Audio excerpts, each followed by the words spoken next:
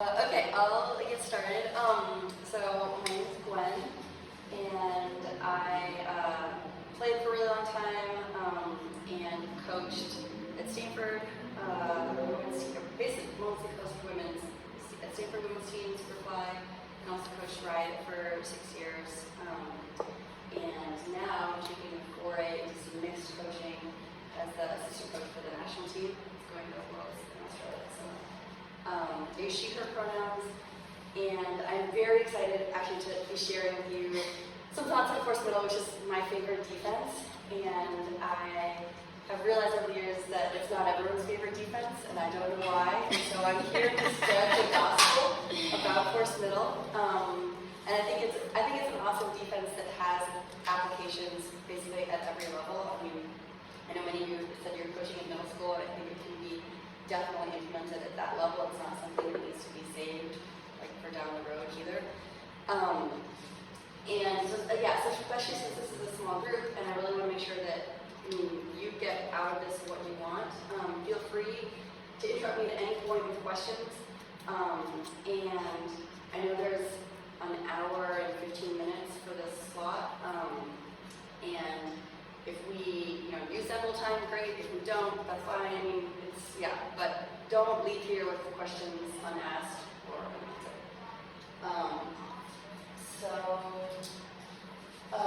What I'm planning on talking about, and we can vary from here.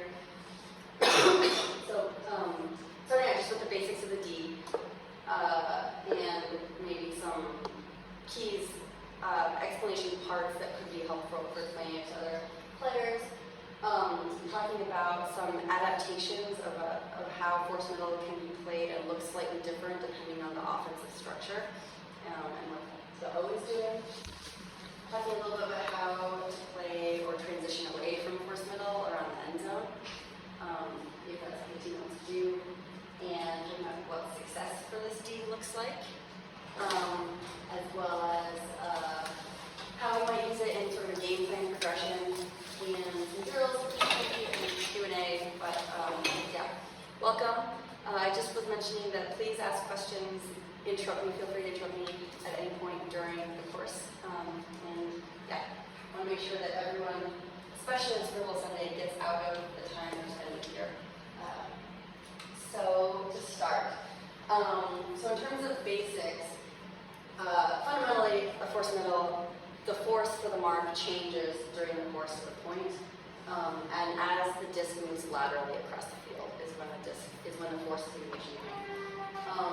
Now, where your defense chooses to switch the force can change slightly depending on what the offense is doing. So traditionally against a vertical stack, you might choose to switch your force whenever the disc moves laterally to clear where the vertical stack is. So at that point, you might switch the force. Thinking about where the stack is or thinking about the midline of the field are good cues for where the force would switch as the disc moves laterally across that. An alternative. Hi, welcome. Have a seat. An alternative to switching the midline is actually switching on more of the outer thirds of the field. So if it goes from 1/3 into the middle, you might keep the same force and only switch it when it gets to the outer third as an alternative. And we can talk a little bit more further when we get into specifics of offenses of when you might choose to do one or the other. But I'm definitely putting it out there that it's not 100% guaranteed that the force is going to switch every throw, or the force that has to switch at the midline. Like there are some nuances here that you can use with your team to make it easier for them to implement, easier on the downfield, etc. A couple things though is it's important to know that the force does not change if the mark is broken or if it's like a vertical throw. So to try and, especially for the downfield, this D can be challenging because as the force changes, you have to reposition and reorient yourself. We want to help out the downfield by not switching the mark if it's a broken mark, or if the disc is like going straight back to its thumb, or really tight, small throws, you are likely to keep the same force. Come on in. Yeah, home and away. I'm sure everyone is very familiar with sideline talk, calling out the changing force. In fact, I mean, it's sort of a tell when you walk up to an ultimate field and you hear the whole sideline yell, home, away, home, like that they're helping out the team by calling out from the sideline which force is being set. And one note for that is I personally am a really big fan of having the sideline empowered to call that out when the disc is in the air.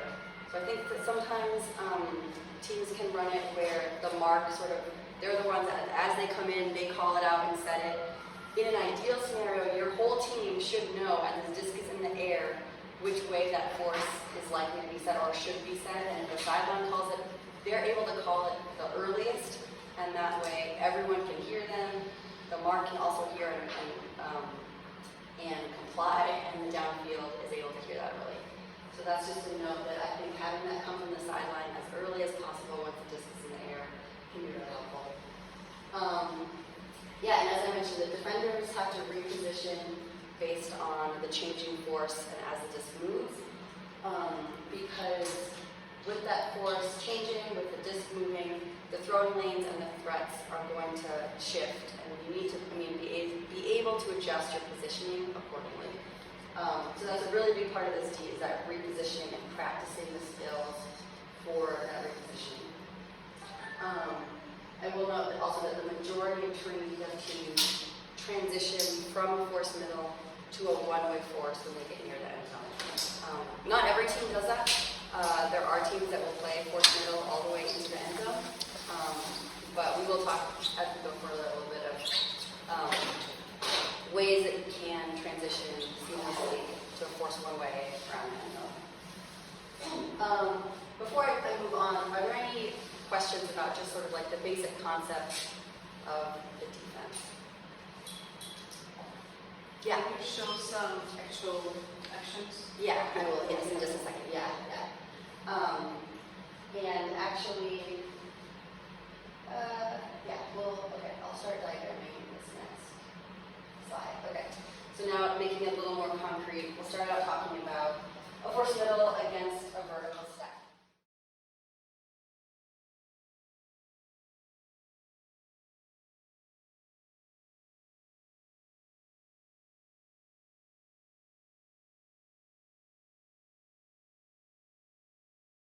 So now making it a little more concrete, we'll start out talking about a force middle against a vertical stack. So a vertical stack offense emphasizes kind of like a dump swing continue motion, where, okay, so let's say that's the offense. So on offense, an ideal vertical stack flow is wanting to try to like gain yards in those lanes that they've kept clear, and whenever the disc sort of goes up the lane and maybe it's stopped, then it's going to go like dump swing and then try to go continue again, or dump swing continue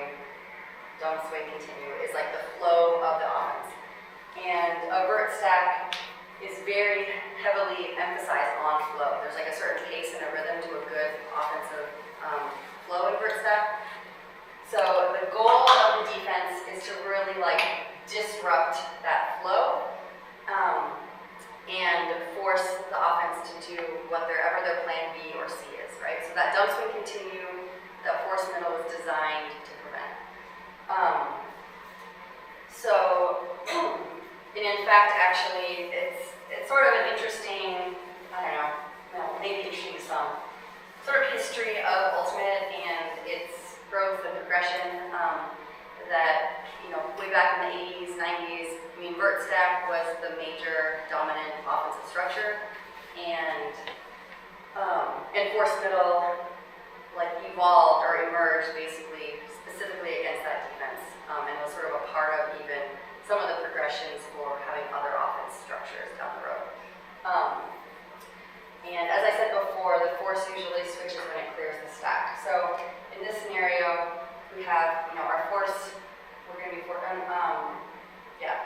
thinking about for a right-handed person, this would be a force backhand right here. And so just in terms of diagramming where people might set up against a vert stack. The priorities of this vert stack, or of the mark against the force, against the vertical stack, are really to take away that sort of around flow continue. So you might be prioritizing more of the around side of the break mark, and thus the other defenders can be really thinking about maybe more positioning themselves on this throwing lane and like out here. So, so in fact, depending on where this disc is, you may actually see all of the defenders on technically the like break side, the wrong side. Like let's say the disc is way over here, for instance. I mean, you might see every single defender on this side of their person, even though technically it's a backhand force, so you might be thinking you need to be on the backhand side of the person, but the throwing lanes are like here. So we want to challenge these throwing lanes with our positioning, and yeah, and setting up accordingly.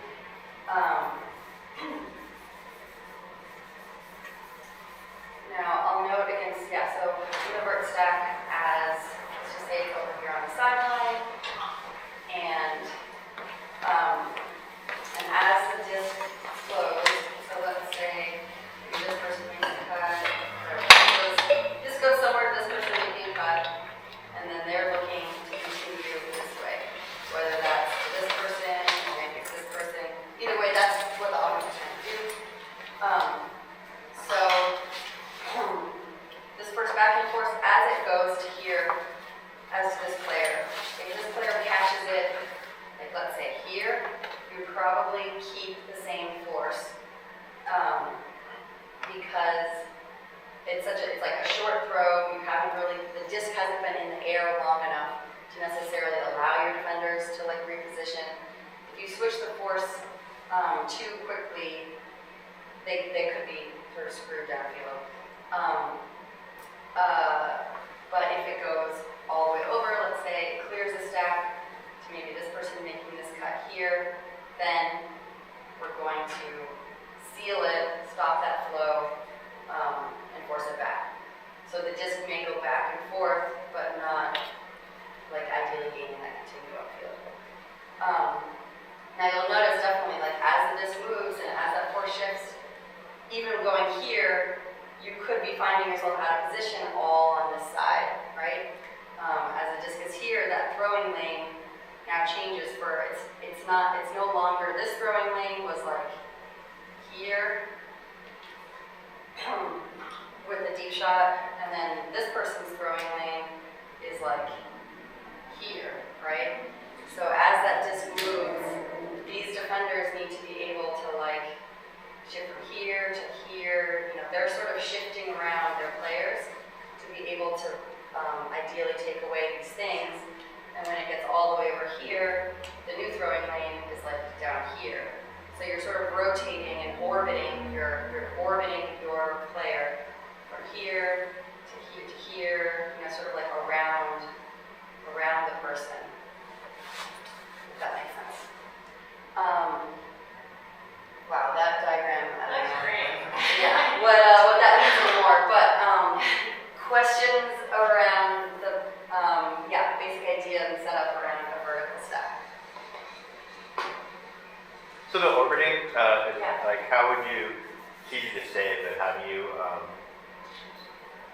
what things are you telling your players to do, think about when that's happening? Or how do you teach that, or how do you, Yeah, no, it's a great question, and like we need to redraw this here. So we'll just take the stack to start. So maybe there's 5 people here, and I think that I would really start talking about those ideas of throwing lanes. So like really, if you practice with your team of talking about where's the throwing lane, and as the disc moves, identifying where that is going to help people figure out where they need to be.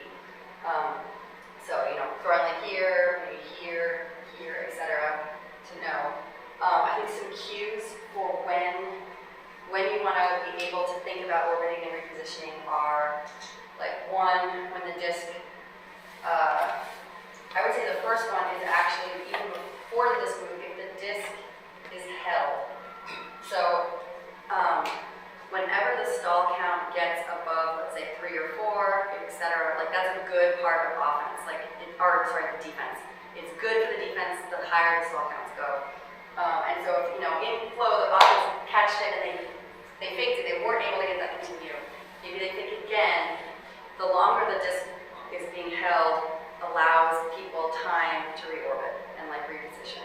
So that's like a first time, ideally your defenders are able to reposition if the disc is stagnant in one spot. Obviously when the disc moves, you want to know where it's going and how that like is gonna affect where you want to reposition. So that's also partly why I think that calling out home and away from the sideline as soon as possible is going to allow your defense more time. And that's like another cue. Okay, the disc is moving. How do I need to readjust? And then I think the third one is, and those ones, I think the third one is after a cut and when the offense is clearing. So anytime you are, you're running right with your person, you're cutting off something, and then they turn to clear is another time to like check back with the disc, check back with how it's moving, reposition, like reorient yourself from your player. And so, so like in motion when some of this happens, let's say the disc is here on the sideline, which, on the sideline is when the disc, it happens a lot in force middle. And so just taking sort of, maybe the back of the stack positioning. Maybe this person's here because they want to be able to see, some sort of deep shot. So maybe they're here, but they know that this is the throwing lane that they want to challenge that. So even though they're behind, they're like ready to, let's see if I can do this. So like as this person is making their cut, they're like running with them, side by side, pressuring that, trying to make that look uninviting. And it is, depending on how much pressure the mark is putting on that as well, on that inside throw, it could be easily looked off. If this person then clears back into the stack, is an ideal chance for them to like, okay, take a heads up, see the disc, if it's moving or not, but also see other players, like can they hang out here in the lane for a minute, help out other people? Is the disc moving this way and they need to like bust over here to get to reposition?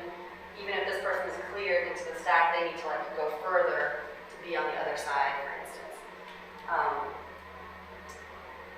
Did that answer your question? Any other thing? Yeah, that's a good segue into, have you implemented this before with a bracket? Yes, and in fact there are many, many ways to have structured coaching and bracketing with FM against this. I think that the most simplistic, or I don't know if it's simplistic, but there's probably two really easy ways. I mean, one is sort of a traditional triangle where the defenders for these last three are creating a triangle where one person has responsibility for the strong side and even cuts here, the other person has responsibility for any cuts on the other side, or and rather than open side, break side, I think I'm going to be called sort of like strong side, strong side, weak side, like strong side ideal being like that's where the easiest throws are. So strong side maybe over weak side and deep. So that's a very easy bracket to set up with this, especially because as the disc moves, you already have someone there on the other side then for the in cuts on that side. And whenever you're doing this kind of bracketing, it's basically only a like zone or triangle until the first cut is made. So let's say maybe this person, because they see their defender back, decides to cut in. This person is then going to be taking that person on, and all these other people are sort of going to be closing in a little bit to the remaining people closing in. Because if this person's person on, then you also got to be much closer to being person on, because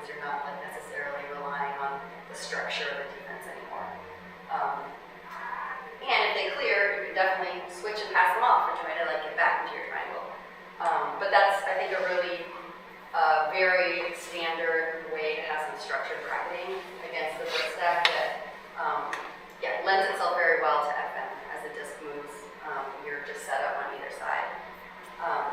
So statistically, at the different levels of play,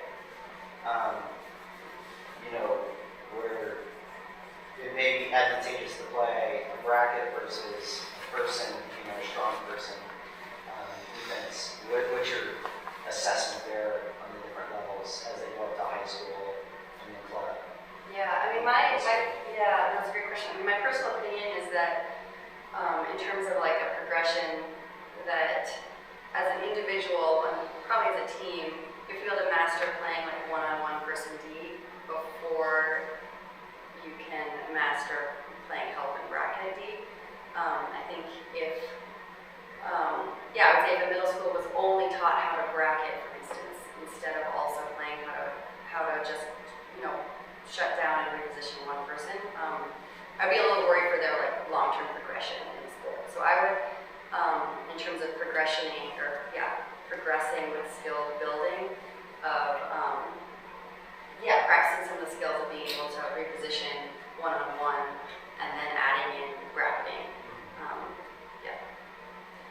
But I think that there's time within a season to definitely do both. And so at any level, you could be doing that during the season. That's an interesting take. I like that. Because I was thinking bracketing makes it easier on kids that are getting beat to the strong side consistently. Right. And so then they lose that skill that they need to build for later play. Yeah. So it's a deficit that they'll have carried into high school potentially. Right. Like, I mean, it could be like a shortcut crutch initially, but Right. Which is why Just Northwest limits zone in middle school. And it was me like 12 years ago that I tried to outlaw it 100% for this exact reason. And then it was a compromise to let it be in the A division. Right. But I also have the same opinion on that, which is why Just Northwest does it that way. Yeah. No, that's good perspective from from a coach's perspective. Well, we want to limit our downsides. Yeah. A bracket is seen as that, Right. rather than an advanced defensive technique. Yeah. Especially because a good bracketing defense transitions out of bracketing to one-on-one, like during the same point. I mean, during the session, during the cut. And so I think if you aren't able to like follow cut, dictate with your body, take things away when you're in that one-on-one, the whole bracketing D isn't going to be as effective either. Right. Yeah. So just to be clear, switching, poaching, bracketing, zone or not zone? Because I would. If you were to do this with very specific spots, like out in the lanes, I would say that's not allowed in middle school. If you switch because you've learned how to switch when two people are running in different directions, go for it. Okay. But that's just below varsity, right? At this point. Yeah. Yeah, I don't know the nuances of Just Northwest rules or other places, but Or if you're beating a team by like 10-0, probably don't do it. So I sort of drew that triangle bracket. There's also some other options for bracketing where you're kind of working with a defender for the other person next to you, and that might be one strong side, one weak side. It might be one under, one deep, depending. But that same idea of you're working with, in this case, you're going to be working with one other person, and to pick up a cut that's coming into your responsibility, and then both of you sort of like tighten up one-on-one, playing match D until you have an opportunity for like an in-motion switch. And actually, okay. So I have some of the poaching, flashing stuff. I have a clip that I found that shows a time that can be really effective, even within match person D, where in a vert stack. I mean, I think that these two cutters in particular are sort of prime for potential poaching off of.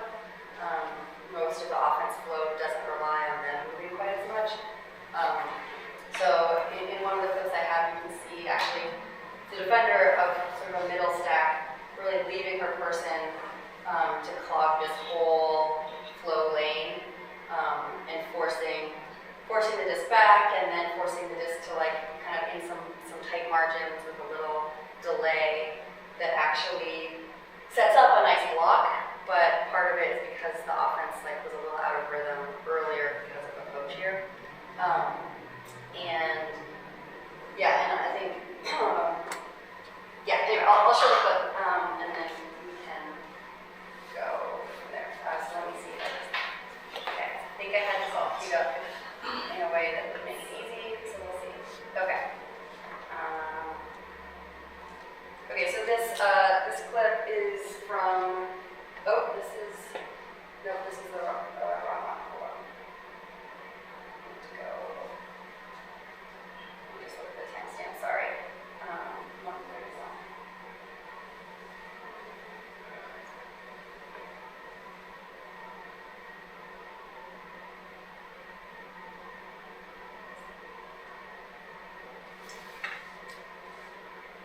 Okay, thanks for bearing with me here.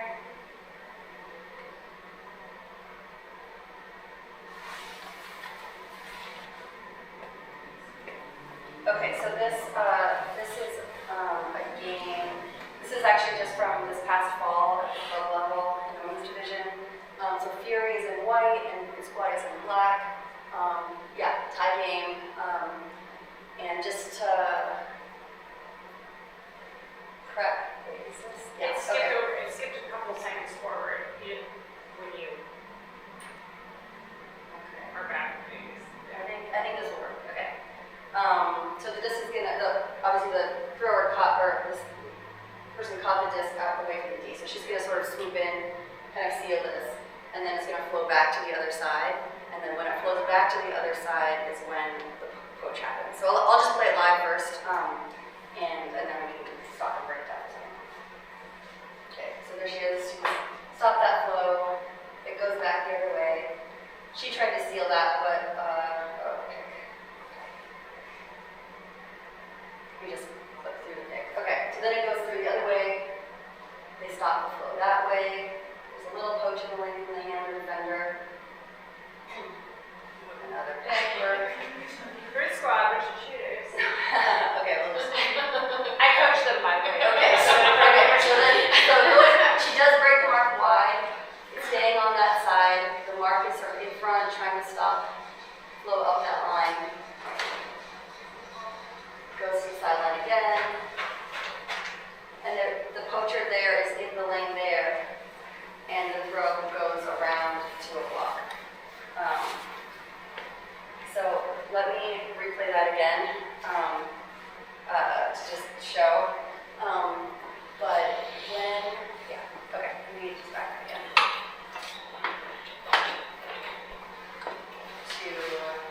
Actually, I'm going to go past the various, at least the first pick. Okay.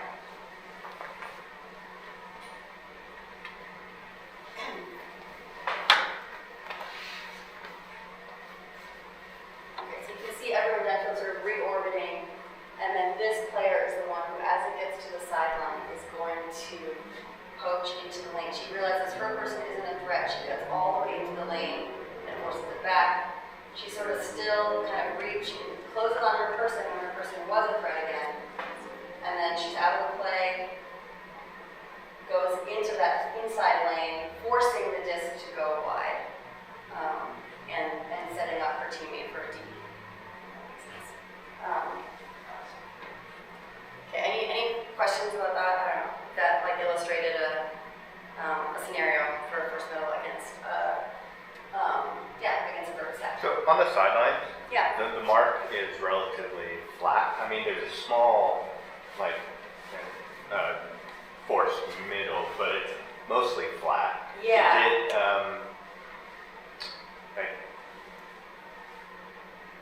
because those last couple of throws they broke, right? Like they went behind the mark. Mm-hmm. So is it, you accept that and everyone knows, like, you got it, you're not just giving them the line, right? Right. It's a great question in terms of marking angles. And I mean, at this level, at the club level, I think all of these throwers are very, very skilled, and I wouldn't say that a team can guarantee in any defense that there's going to be no broken marks, right? So probably some of it is going to be like a team-wide decision on, are you prioritizing them around, prioritizing the IO?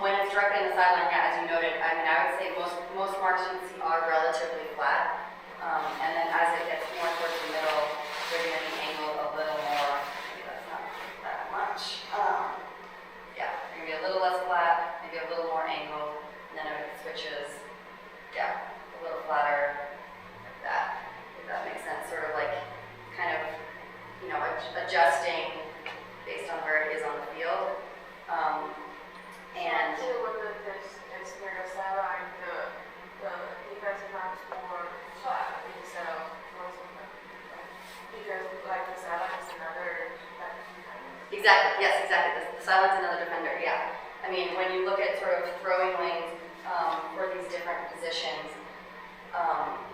when the disc is in the middle of the field and it can go either way, right? Like the mark is trying to at least take, you know, this space and forcing it more to the throwing lane that's going to be like there, right? Or like really flat wide, like if this goes here, you know, that's going to be fine too, right? But when the disc is on the sideline, I'll just do this one. Yeah, because there's no real throwing lane way out here. What you're trying to take, yeah, I mean, the ways that the offense usually moves are going to be going like right down the sideline or right into the middle in these spots. And so, ideally as the mark, you're trying to pressure those to have to go as wide as possible. Right? The larger you can make this angle that you take away, the more chances this disc never comes back in bounds, or the more chances you can have a poacher actually coming in on this lane, etc. Yeah. Does that answer your questions? Make sense? Yeah. Okay. Let's see. I had those.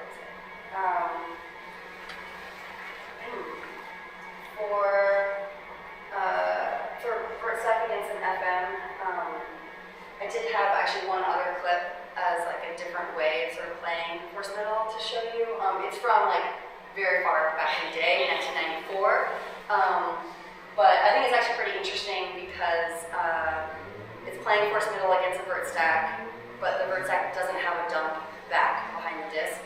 And even though I don't think that's definitely out of vogue in offenses now, vert stack offenses not having a dump behind the disc, there are teams that definitely do it, or in flow you may find yourself in that situation where because however the disc has moved, there isn't anyone back. And watching the way that this defense is able to like really front the stack, taking away anything from the front of the stack coming back as a reset and actually gets a block that way, is kind of nice to see. A kind of a tweak of this clip is actually the force here changes, not necessarily when the disc clears the stack. It's just like when there's a dump, they switch the force. So if it goes to the sideline, it's forced back. If it's dumped, they switch it and want to force it right back. So they're basically like keeping the disc essentially on like half of the field. It's like a zigzag motion that the defense is funneling the offense to. So I wanted to show it as kind of an alternate look for what this defense can look like depending on how an offense's team is flowing. So I'll just play it one slide and then we can talk through it a little bit. Yeah, the quality is not great from 94. This is again the women's club division with, this is resetting to the beginning at this point. And I do want to shout out Miranda Knowles because she just gave this amazing talk with Brian Jones from the Global Ultimate Training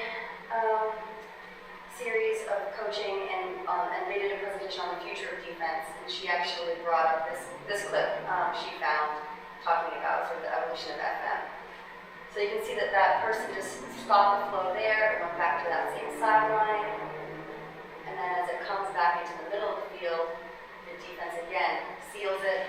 It's going back to that sideline. They seal, they continue, and then it has to force to come back this way, and the D is set up to get that block when it comes back. So I'll just play that one more time. I mean, it's like a different flow and a different way that force middle works. And yeah, I wanted to throw that out there as an alternative, especially for teams that really rely on a dump swing and don't have someone back. So it's a clip where Yeah.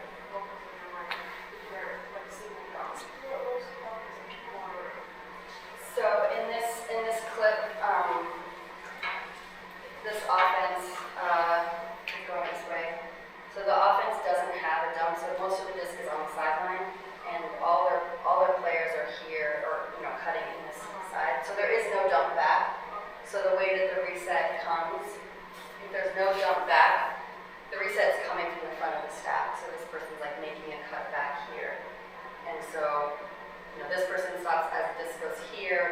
seals it here, and then it goes back to someone over here, defender seals it, goes back to the middle, seals it. I'm gonna say, right. Yeah, exactly. The offense is playing with no dump, or no reset back. And so, yeah, instead the offense's motion is held by this defense into a zigzag on just half the field. Would you assume that, let's say they did a wide swing, they got to the other half of the field, do you think they would do the same thing on that half? Yes, I do. Yeah, exactly. Yeah, great question. Let's say they broke this mark and it went over here, they would seal it there, and if it came back, they would likely seal to try to, basically try to interrupt that dump swing offense flow. So yeah, now that I got here, I'll just play it one more time so you can see it live. Assuming I can get to the right spot. Okay, here's the beginning of this one. Touching the ball. This is Felix from Bay Area versus Ozone from Atlanta. Yeah, so big, break mark gaining yard pass, but then the mark slows the flow there, slows the flow again. Yeah, rising stall count is great on that mark.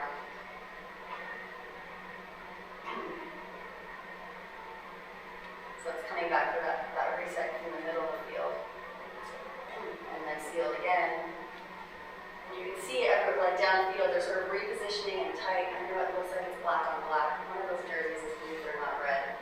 But anyway, that's the clip with so thanks for watching that. So that's a very specialized version where you're really trying to keep it super narrow versus what we talked about at the beginning, which is Yeah, much more just full like field. that, allowing it back and forth. So yeah, I mean, especially given that folks here, are coaching at a lot of different levels. Offenses continue to evolve, and you never really control what the offense you're facing is doing. I wanted to sort of show a few different iterations of how this might look depending on what you're facing, or honestly, if your marks are really, really good and you can really trust those marks, playing that kind of zigzag type D for FM could be really, really effective for actually just playing on half of the field and never allowing the team to have an easy look downfield, half the field. I feel like it would frustrate the cutters because they'd find themselves with very little open space to move, right? It sounds more to stop that than anything else. In fact, that's actually one of my favorite parts of force middle is that because it can disrupt an offense's flow or take away looks that the offense might be anticipating in flow, it can get frustrating to an offense. And you can see cutters during the course of a point or during the course of a game, maybe playing out of their offensive system, maybe throwers who haven't had the looks that they want, try something a little more risky. It can sort of stymie and frustrate an offense that can actually generate turnovers down the road, even if it's not the first point you play it. Okay, so we've talked a lot about vert stack offense, and I wanted to talk more about against a horizontal stack. So let me just break some of this to start. There's obviously more offenses than just vert stack and horizontal, but I think the principles of those two can apply to other sets you may see. So a horizontal offense has an emphasis, where if vertical is more like dump swing continue and attacking those big sideline lanes. Horizontal stack offense, the emphasis is really big cuts in the middle of the field and generating lots of deep shot options from all four cutters. So it has a different emphasis from what the offense is trying to do. And so the FM looks a little different as well to take that away. So let's just say, the disc is here on the sideline. Force middle, again, this would be kind of a flattish mark. And ideally, what we would be trying to do with our force middle and when we would switch the force is instead of switching at the midline, like in vert stack or when it clears the stack, I like to think of it as thirds down the field.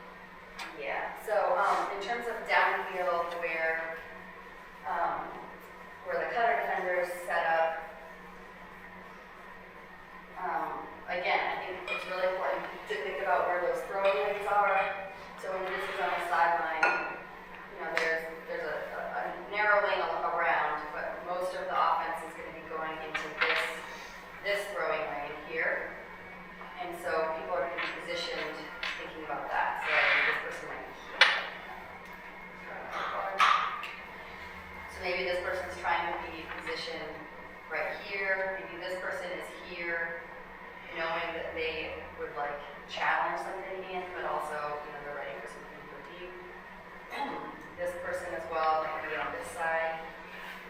And then this person, like, this straight shot to that person isn't likely as viable, so they may be able to help out over the top, a little this way, looking for something that's going into this. If you extend that line that I drew, like the hub would also be coming from here into that side. So this person, sort of sloughing off a little bit, is looking to also be able to affect and challenge that throwing lane down the whole field. And to that question earlier about bracketing, there are very many ripe opportunities for bracketing for these cutters downfield.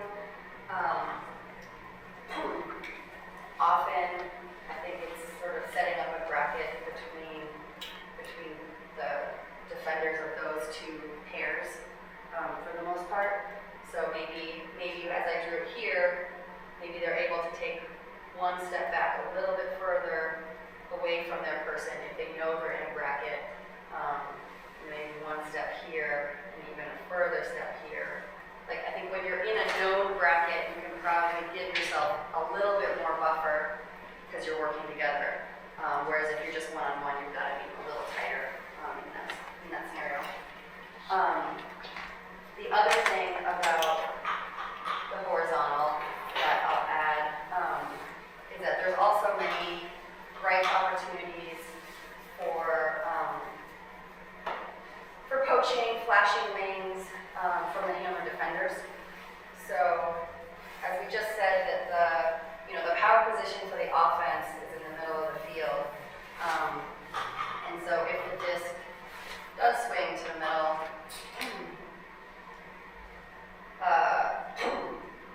ideally we want to get it out of there as soon as possible. So there's also ripe opportunities for these hammer defenders to come into the lane to also pressure and encourage and invite the disc to go laterally as opposed to go vertically.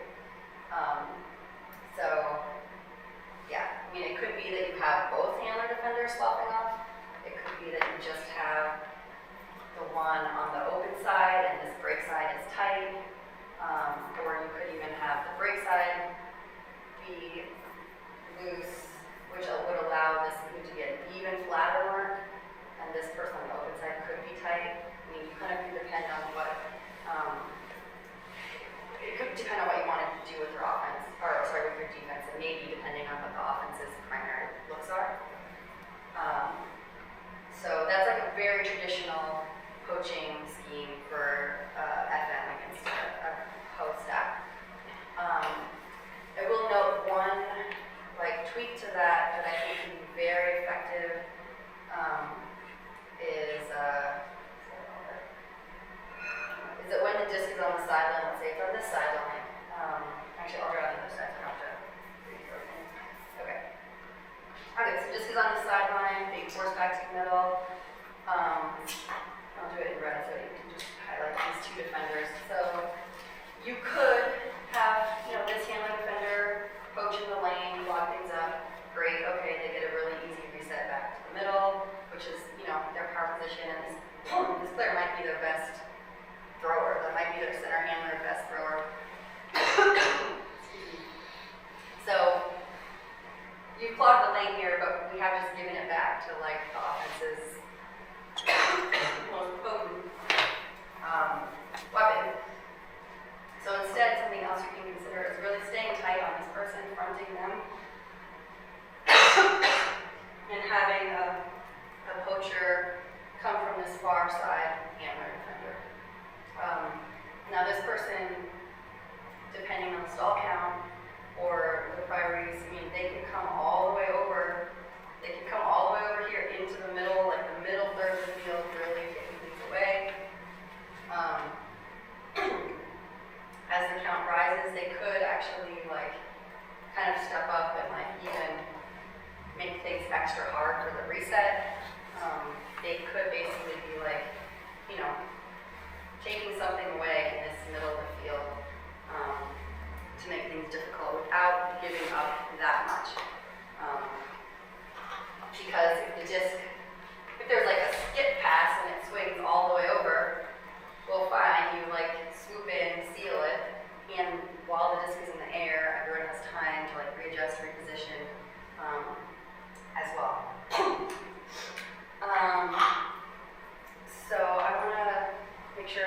you some of these clips I have to highlight kind of some of the stuff I'm talking about, making it real instead of just squiggles.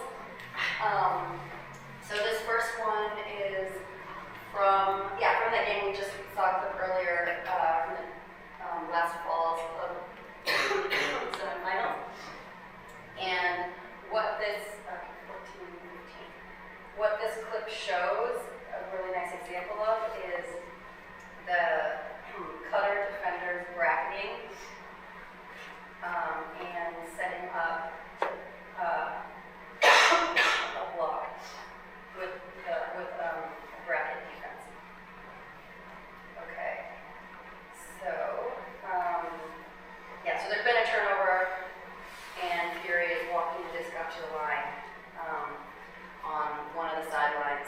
It's going to be forcing to the big side, and I will acknowledge I'm actually not sure if Root Squad here is playing a true FM or they just happen to be forcing backhand, but the principles of what happens apply because it's only on that being forced that big side. Just want to throw that out there in case anyone from Root Squad ever watches this and it's like, we weren't forcing FM. That's fine. Okay.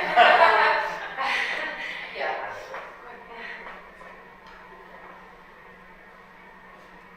So that you can see that number 4 is kind of like free ranging in the middle of the field and gets a block on the first pass. Yes, I'll definitely, it was fast. You can also see there's the racking up front, or there's racking on the cutters, and then also number 4 is guarding, I think, number 7. Yeah. And you can see where number 7 is compared to where number 4 is. Okay, so I know it was quick, but again, and I'll pause it too. This time. Okay, so You can see the switch with the cutters also. That also gives Leanne number 4 time to kind of come in yeah, there. so that defender's player is way over here on Open Pain, who, as I said earlier in the diagram, like the pass directly to her is like not that appealing, right? I mean, all the way across the field, there's some kind of traffic in the And way. that's a little bit different because that's the fourth handle or the fourth cutter in the big stack. Yes, rather than the third she's a handle. cutter. Yeah. Okay. Yeah. So it could have been that other handler. I don't know. I can't read the number, but on the top right hand side of the screen or so, that could have come into that space. Yeah. This player, they could have dropped off.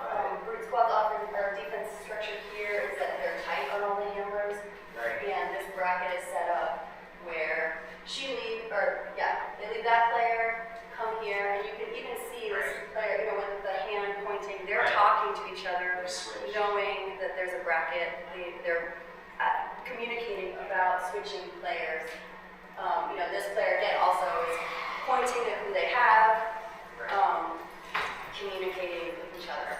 And as I play this again, they go all the way over, then they come back to where that prep was Right. changing. It's funny that Obi didn't attack that space.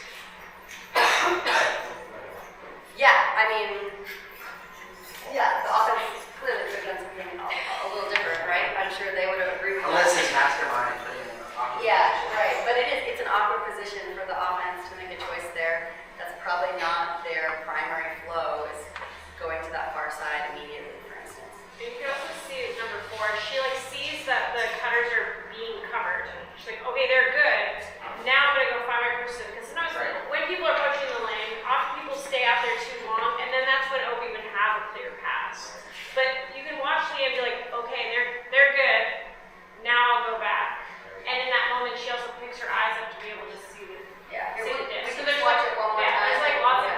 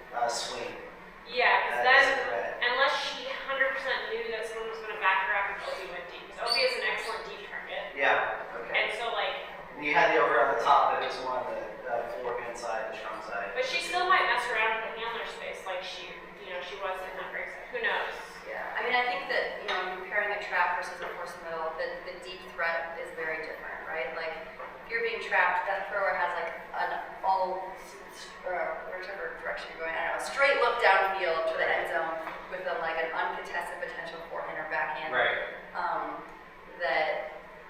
That against the force middle, that throw looks different, right? Like you've got to have like from inside like a really nice, perfect edge that like sits very high degree of difficulty throw. Right.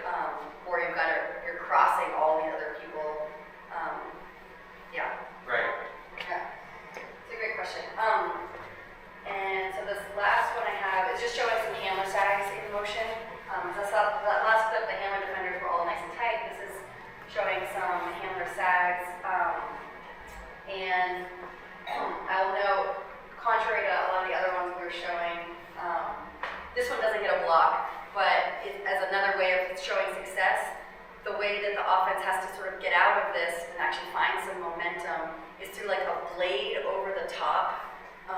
So it's like a high degree of difficulty throw, not something that necessarily every offense or every thrower is going to use. So that's like another measure of a way that your defense is finding success, right? Sometimes, yes, skilled players can find that perfect IO huck. Skilled players are going to be able to break some of these marks, but we're making those high degree of difficulty. So I'd say this is like a success, for stopping initial flow. So this is from the semifinals of Women's Nationals in 2018. Seattle Riot is in white. In fact, it's actually Alyssa Weatherford in the disc, and Fury is in blue. So just before I started, you can just sort of see some of the initial setup of the defense here, where the two hammer defenders are out here. Both of them are in the lane, clogging stuff up. You can only actually see 3 cutter defenders on the field because the fourth one is, off screen, protecting deep help over the top. And so all of these 3 defenders are underneath their players. So they have sort of like, again, it's kind of like a structured, D help downfield and some structured coaching up front. And then the mark is obviously going to be helping us out with the force middle. So I'll play it live and then we can, talk a little bit over it too. So yeah, she's kind of a flattish mark, you'll notice. And that mark didn't even actually set the mark. She just sort of was kind of in the lane. Now mark is switching. There's still people flashing in the lane. They decided to switch their players here. Nothing's really open downfield. Has to do a blade over the top that then finally breaks it open further. So I'm going to pause here. I'll go back. I have more,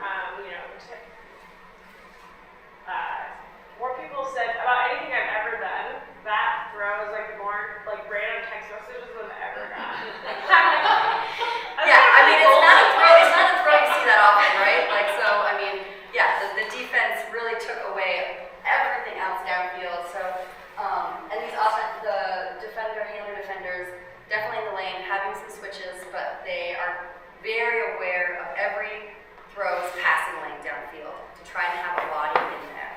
I think just knowing with hammer sagging, there's often this thing that people fall into. Let's say if you're trying to sag up this person, where you do it's like a half-ass sag. It's a half sag kind of, right? You're like, oh, I'm sagging up my person, I'm here. But like the throwing lane is here, right? And you are not in that throwing lane. So something that these Fury defenders do very well is they get all the way to the field of the disc to actually take away a passing lane. If you're sagging off your player and not actually taking off a lane, well, you're kind of doing the worst of both things, right? Like you're not helping out your downfield cutters and you're not actually covering the person. So, I think back in the down here, we definitely call it, you have to whole ass your sag, right? Like nothing half, like get all the way there or just cover your person tight. Okay, so I'll play this again live. And that mark, swooped through to close, but didn't actually ever really get tight. But you can also watch the downfield cutters. Different people are converging on cuts as they happen, sort of playing in lanes a little bit.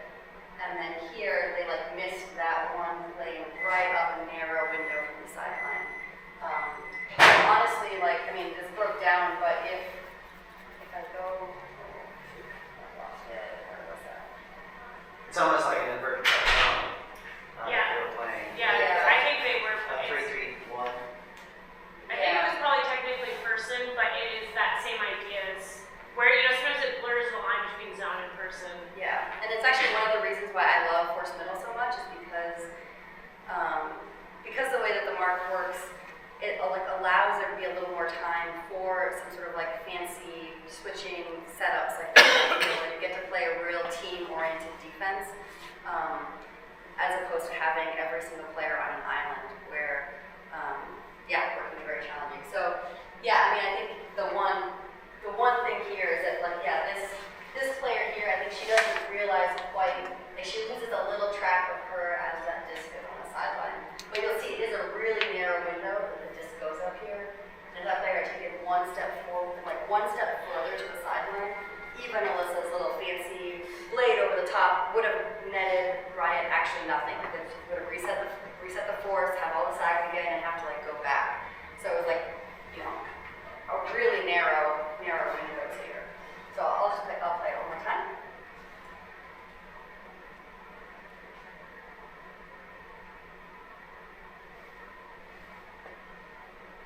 Yeah, so she does come over the sideline, but just not like just one more step, and that actually would have fully been sealed. Great. Okay. So, any questions about FM against the horizontal stack? Yeah. I have a general question about FM in terms of how you package it to the players that you're coaching. Are you using words that kind of frame it as like you're preventing the offense from doing something, or you're actively trying to cause a turnover? Or which way do you kind of talk about it? Yeah, I mean, I think that I like to, in general, I like to be like active voice for some of this stuff. So the idea of like we are separating the handlers from the cutters, we're taking control of that.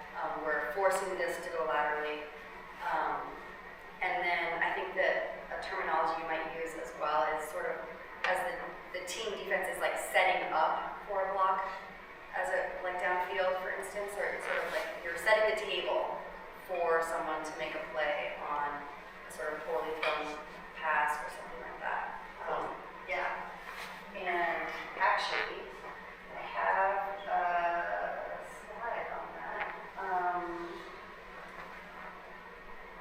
Let's see.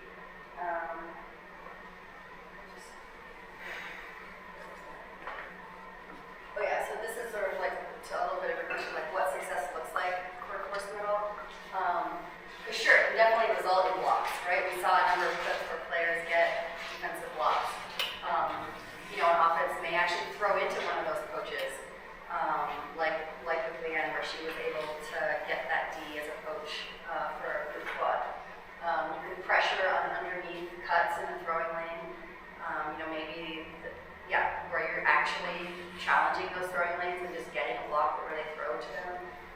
A deep D on an imperfect throw because the hucks often come off a little wonky when you have the marker in your face. But then I think the success also is just turnovers in general, where maybe there's a rushed throw where it's off target because the thrower caught the disc and the mark is swooping around. They're trying to throw it around quick before the mark gets there, and it's, you know, it's a little off and it's a turnover. Like that's a win for the team, right? No one touched the disc, but that's a sure win. Maybe there's miscommunication between the thrower and the cutter because the defense was reorbiting around someone in the stack and they realized like, oh, I'm not open anymore, and they stop a cut and then maybe someone already threw the disc to them. But I think that often this like frustrated or bogged down offense can lead to turnovers through poor decision making or through fatigue, and that pressure actually builds during a point and throughout a game. So even if you don't get a turnover the first point you play it, you may get a turnover in the fourth quarter of the game.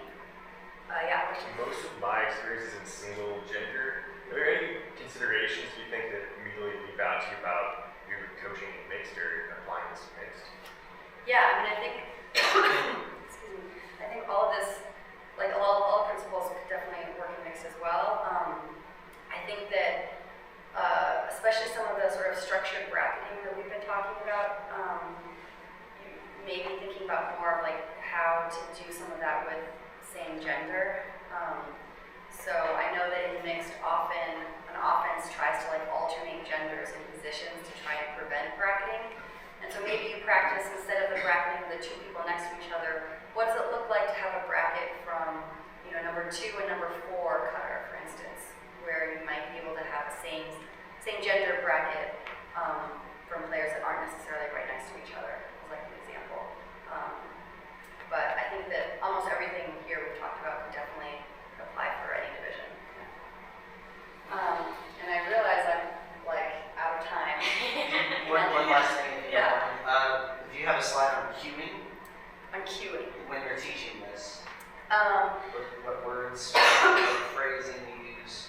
Yeah, I mean, basically, I didn't have a slide on that. I think that all of the words I've used, talking it to you, have been things that I've said to players in practice. So, talking about the throwing lanes, talking about, you know, when we switching about the thirds of the field, for instance, or the midlines, reorbiting, repositioning, checking back with the disc are all things that are words I would use as you're teaching.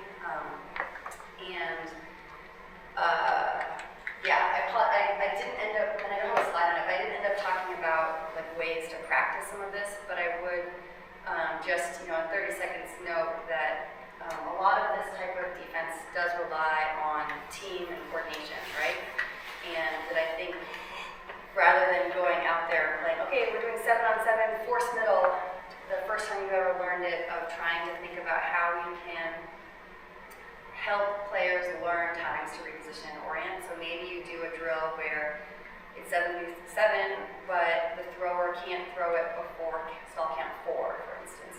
So as the disc moves, they always have to, you know, stop until stall count 4 before it moves on, just to allow your defenders downfield practice of like, okay, the disc moved, I need to reorbit, I need to reposition, figuring that kind of thing out. Or alternatively, maybe you do some type of things where you have 7v7, but the disc is only allowed to move between handlers until you blow a whistle or say live. So the disc is moving in real time, but it's just going across the field from handler to handler and downfield to get practice, repositioning, reorienting until it's actually live. It's just like some quick examples. Yeah. And then I will end. And so I really appreciate, I know, my husband was like, how are you going to talk about force middle for an hour and 15 minutes? I was like, I don't know. Because I have like, a lot more stuff to talk about, clearly. And I really appreciate the questions, because I hopefully like that helped like clarify and solidify some things for what you can do with this defense and how it can be, really versatile and applied to a lot of different things. And building just really good ultimate IQ and skill base for players as well. So, thanks.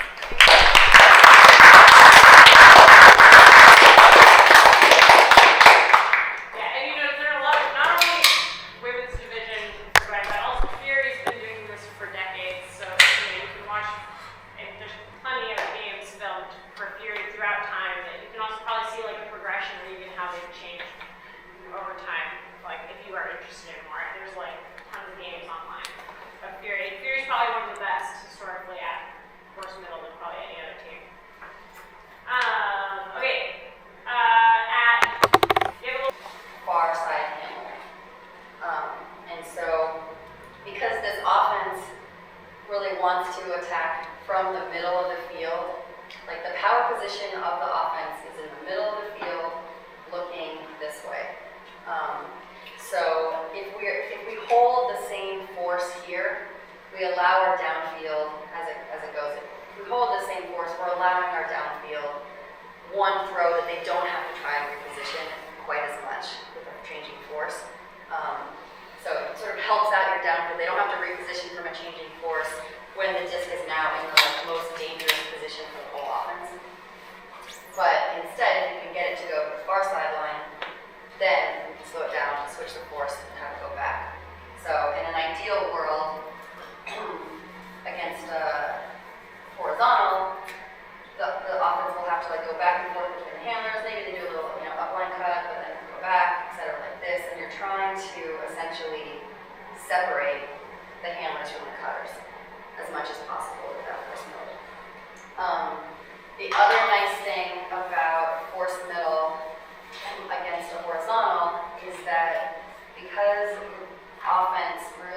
has to be looking deep a lot, you basically aren't giving them, as an offense, any throw without a mark kind of like in their face.